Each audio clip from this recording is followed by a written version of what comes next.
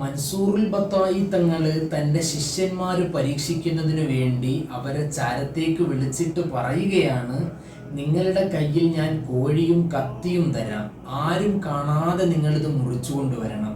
ഇത് കേട്ട് ശിഷ്യന്മാർ പോവുകയാണ്.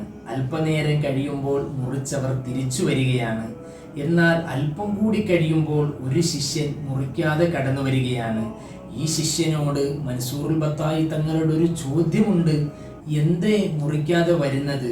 ആ ശിഷ്യന്റെ മറുപടി, ഞാൻ സ്ഥലം മുഴുവനും നോക്കി, പക്ഷേ ആളുകളെ ഒന്നും കാണുന്നില്ല. പക്ഷേ പടച്ചവൻ കാണുന്നുണ്ടല്ലോ, പടച്ചവനെ കാണാതെ ഏത് സ്ഥലത്ത് പോയി മുറിക്കാനാണ്? ഈ ചോദ്യം നമ്മളുടെ മനസ്സിൽ എഴുതി വെക്കേണ്ടതാണ്. ഞാനും നിങ്ങളും ചിന്തിക്കേണ്ടതാണ്. പടപ്പിനെ പേടിച്ച് നമ്മൾ ജീവിക്കുമ്പോൾ പടച്ചവനെ പേടിച്ച് ജീവിക്കേണ്ട സത്യമായ സത്യം ഈ സംഭവം നമ്മളെ ഉണർത്തിത്തരികയാണ്. മഹാനാകുന്ന അലി റളിയല്ലാഹു അൻഹു പറഞ്ഞ ഈ വാക്ക് മനസ്സിൽ ഒന്നും കൂടി വെക്കണം. ആരുമില്ലെങ്കിലും പടച്ചവൻ കാണുന്നുണ്ട് എന്ന ചിന്ത നമ്മൾക്ക് വേണം. ആ ശിഷ്യൻ ആരെന്നല്ലേ? റിഫായി ശൈഖ് റളിയല്ലാഹു അൻഹു.